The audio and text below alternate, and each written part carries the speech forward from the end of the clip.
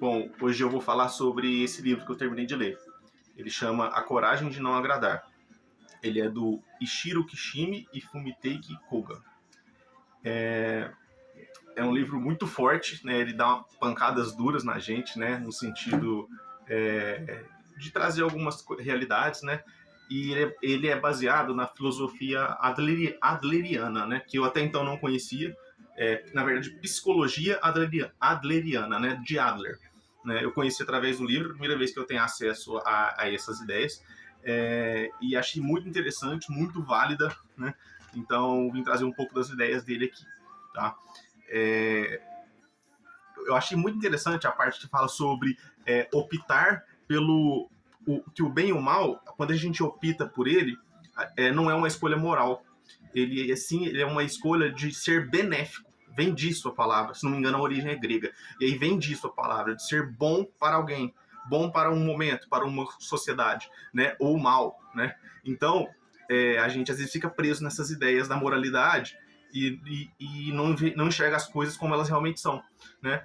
Outra coisa interessante é sobre o estilo de vida, né?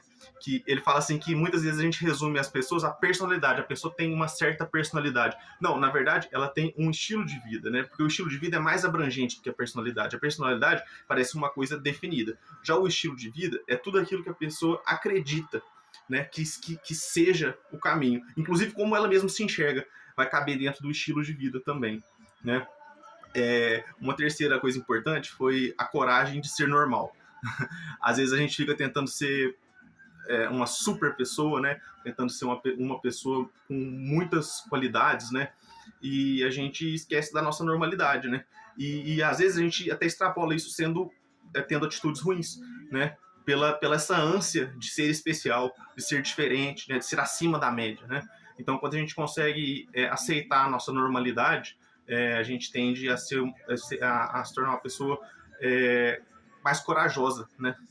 E não fica esperando o momento certo, né, de agir. Eu separei uns trechos para colocar aqui no vídeo. O Adler dizia que seria feliz quando não fosse mais lembrado, pois significaria que suas ideias e conhecimentos se tornaram comuns.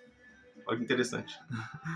A raiva é uma emoção que, apesar de instantânea, ela é direcionável a uma pessoa, a uma situação, por exemplo. Vejo agora ela como uma ferramenta de dominação, mesmo que em legítima defesa. Então, a raiva, muitas vezes, ela não é uma emoção bruta, é uma coisa incontrolável. Na verdade, ela busca atingir objetivos. Duro, né? Quando a gente pensa na gente mesmo, quando a gente age com raiva, né? A gente busca um objetivo. Não foi por instantâneo instinto. Quando você se lamenta por não ser como alguém, antes de mais nada, uma confissão de que as coisas não estão bem do jeito atual. Uma possibilidade é mudar o foco para o que você pode ser, usando o material humano que você tem, né, suas limitações. Conceito de bem, do grego agaton, benéfico, que é o que eu falei agora mesmo, né? Ninguém busca o que não é benéfico, nem o ser mal. Talvez escolhemos a infelicidade como obrigação de vida. Talvez a gente fica preso na ideia de que a gente precisa ser infeliz, e isso é até meritocrático, desenvolver uma coragem de suportar a ansiedade dos novos comportamentos. Porque às vezes é mais barato se manter desapontado, sabe? Te manter numa inércia, né? Se manter infeliz, às vezes é mais barato do que você assumir novos comportamentos que vão gerar uma ansiedade, porque você não sabe o resultado desses novos comportamentos. Pode ser que também não te tragam coisas boas, né? E às vezes a nossa mente pesa isso na balança e impede a gente de tomar atitudes para frente. A diferença entre o complexo de inferioridade e o sentimento de inferioridade é muito forte. Ó. Sentir é natural e pode ser impulso para buscar uma melhor. Mais complexo é algo solidificado, como imutável, paralisante. Se pensar bem, sempre me senti inferior. E esse foi um dos combustíveis para lutar. Agora eu tô falando por mim, não é do livro. Mas só me desesperei quando o sentimento passou a complexo. A certeza de inferioridade eterna que passou pela mente. Então, eu acho que todos os momentos que eu me senti inferior não foram destrutivos. Mas todos os momentos em que eu me senti inferior sem perspectiva de sair daquilo foram os momentos destrutivos. Então, o sentimento de inferioridade de tudo não é ruim, porque você quer buscar uma melhora. Mas se ele se transforma completa inferioridade, aquilo que é eterno na sua mente, passa a ser destrutivo. Todo problema advém da relação interpessoal sentida. Você só sente mal quando se compara. A comparação vem da insatisfação pessoal. O insatisfeito pode ser um estágio da vida que seja lucrativo para a própria pessoa que está insatisfeita. Lucrar não significa o melhor caminho. Buscar a melhora envolve incertezas caras. Também é incerto o padrão social do belo e do bom. A sociedade tende a padrões. Então, reflita sobre isso. Todas as vezes que a gente quer atingir padrões, a gente está se comparando. E toda vez que a gente quer quebrar padrões, criando um novo padrão, que todos têm que se comportar como a gente, acreditar no que a gente acredita, a gente está retornando o ciclo para onde ele começou e era ruim. Uma luta pelo poder nunca deve ser alimentada, porque não tem fim. O estágio 2 é a vingança. Se a discussão é sobre um tema, deve se restringir. Quando passa para o ataque pessoal, o objetivo da pessoa é outro. E podemos perceber isso. Ressentimentos pessoais é diferente de indignação moral. Se retirar de locais que giram em torno de vitória e derrota. Sentimento de superioridade é a intensificação do não mais suficiente. Sentimento de inferioridade. Por exemplo, gabar-se de um caminho difícil. Então, quando a pessoa se gaba de um caminho difícil, ela está trazendo um sentimento de superioridade. E o que é o sentimento de superioridade? É o oposto do sentimento de inferioridade? Não. Ele é quando o sentimento de inferioridade não foi suficiente. Então a pessoa não está mais satisfeita com o se sentir inferior. Ela tem que agora se sentir superior, que é ela passar o sentimento dela de inferioridade por toda a luta dela, de ter vindo de uma situação de se sentir inferior, para um sentimento agora que ela é mais que os outros, ou porque ela merece mais pelo caminho que ela traçou. Então, os ressentimentos pessoais, ele é muito diferente da indignação moral. O que quer dizer esse trecho? Que quando as pessoas trazem para o pessoal e viram uma guerra, elas estão querendo trazer questões pessoais e não uma insatisfação moral com certos acontecimentos que acontecem na nossa sociedade. Então, o ressentimento, ele vai ser destrutivo. A indignação, ela já pode ser construtiva, né? Quando odiamos alguém, escolhemos isso antes dos fatos. As tarefas da vida são inevitáveis. Trabalho, amizade e amor. Na definição do autor, né? Ele definiu esses pilares. Aí, quando esbarramos em algo que causa dor, buscamos fugir. Não se trata de evitar a raiva, fugindo ou aturando. Porque ao aturar, você já comunicou internamente essa emoção. Por exemplo, e ao evitar também. Então, estava tentando achar uma forma melhor de colocar aqui. Quando você esbarra em coisas que te incomodam, né, que te causam algum tipo de dor, né, você vai buscar fugir. Você pode evitar a raiva ou aturar a raiva. Só que quando você evita a raiva ou atura a raiva, você já comunicou essa emoção. Então, estar à frente disso, é não sentir a raiva. Porque a raiva, ela busca um objetivo. Se você não precisa buscar um certo objetivo, você não vai sentir essa raiva. Então, você vai fazer com que os pilares, se você definir, né, como inevitáveis, né, ele define como trabalho, amizade e amor, né? Os pilares que você define como inevitáveis para você vai se dedicar integralmente a todos eles, né, de uma forma descompromissada com dar respostas. Nem para você mesmo. A divisão de tarefas sempre sempre para sentirmos desconforto, perguntar de quem é a tarefa. Na verdade, sempre que sentirmos desconforto, né? Perguntar de quem é a tarefa. Quem pode solucionar esse desconforto nosso, né? Para evitar assumirmos responsabilidade dos outros ou responsabilidades impossíveis. Exemplo, o filho estuda, né? E as sobrecargas sobre ele, sobre os filhos, por exemplo, às vezes advém muito mais do que os pais acreditam que estão fazendo por eles, mas na verdade é uma tarefa que eles devem executar, né? Então, a responsabilidade dos outros sobre a gente vai trazer uma sobrecarga, né? E quando nos trabalhos a gente tem uma situação semelhante, já é um campo diferente, porque no trabalho a gente tem atribuição de responsabilidades bem definidas, né? E a gente pode se escorar nessas escalas. Então a gente tem que fazer com que isso se valha, né? E que as nossas dedicações de vida tenham tarefas sobre todas as pessoas, para que você não abrace tudo e se sinta frustrado sozinho, né? Porque uma frustração coletiva, ela pode gerar estratégias, né? A frustração solitária vai gerar um estágio depressivo. Ou aqueles outros estágios, né? De a pessoa se sentir superior, que também é tão destrutivo quanto, né, o estágio depressivo. Quando pensamos se alguém vai nos avaliar bem, estamos transmitindo as cartas do nosso jogo para a mão dela.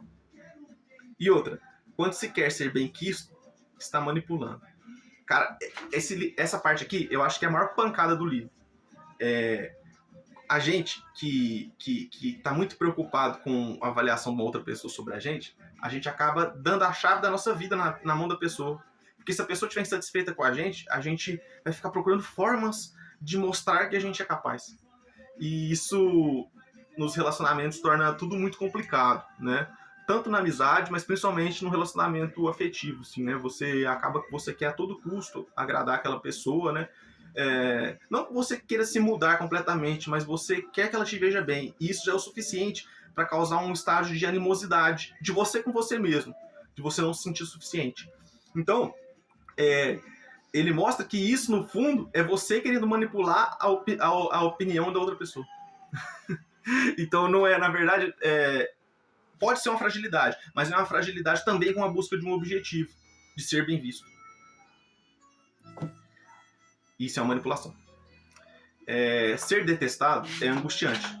Nosso impulso é querer consideração universal, mas o preço da liberdade é não agradar. O próprio nome do livro, a coragem de não agradar. Então ele enfatiza que, segundo as ideias do Adler, você só é livre quando você consegue desagradar sem que isso te cause o desconforto, né? Então exige uma coragem, e essa coragem ela não pode estar vinculada ao sair do ambiente, ao não estar em algum lugar que você não agrade, porque aí você não é livre. Você só é livre quando você consegue estar no local que você pode desagradar sem precisar se incomodar com isso. Lógico que não de pirraça, mas você não vai se incomodar com isso a ponto de te paralisar ou te fazer sair de lá para se sentir bem. Eu estou livre fora daqui. Não, você tem que ser livre no local em que é o seu desafio. Bom, continuando. O livro coloca que a gente tem que partir para uma ideia de autocentrado, né, de uma questão pessoal, para a comunidade, né, que todo mundo busca ser útil a uma comunidade de alguma forma, né? E depois disso a gente vai entender que os elogios, as repressões, eles só estabelecem a verticalidade. Então basta agradecer. Quando você agradece, você já transmitiu a mensagem de que foi positivo o ato que lhe foi direcionado. E o elogio cria uma prisão. Assim como a repressão cria uma prisão, porque eles exigem continuidade, né? Então, fala que sim, os relacionamentos ou são verticais ou são horizontais. Não existe uma maneira, é assustador, mas ninguém consegue se relacionar das duas formas. As pessoas, então, ou seja, ele coloca que se você se relaciona de forma vertical com uma pessoa, significa que na sua cabeça você se relaciona verticalmente com todas, de maneiras diferentes. Então você tem que buscar essa horizontalidade das relações, com que as coisas sejam como são, independente das coisas que vêm ofuscar o dia a dia, né? As questões econômicas, as questões sociais, questões que são às vezes prisões, né? Então, se você não está disposto a melhorar uma relação, é seu dever rompê-la. Forte, né? A aceitação no nível das ações e a aceitação no nível do ser vai fazer com que a gente cause uma diferenciação, né? Então, o que a gente é e do que a gente consegue entregar em forma de atitudes, né? Então, quando você envolve poder econômico, né, que quase tudo envolve, né, eu confesso que eu não consigo alcançar tantas independências dessa verticalidade, né? Mas sempre que é possível sair um pouco desse casulo, eu tento executar isso, né? Então, o desejo do reconhecimento, ele é atalho para a sensação de felicidade, porque ele depende do outro, né? A felicidade real é se sentir contribuinte, visivelmente ou não, à comunidade. Então, ele coloca que até as pessoas que estão tendo atitudes ruins, elas estão querendo contribuir para alguma comunidade, de forma completamente com resultados negativos. Mas é a busca dela, é uma contribuição para algum tipo de comunidade, né? porque é uma questão humana. Então, o mal, ele é a busca da superioridade fácil. Gostei muito desse termo, né? Que, por exemplo, né, eu gosto de colocar assim, né? Que o esporte, o estudo, eles são coisas lentas, porque você tem que se dedicar muito diariamente, em repetição, né? E quando as atitudes são, vamos dizer assim, são consideradas atitudes saudáveis, né, para sua vida, para o seu espírito, né?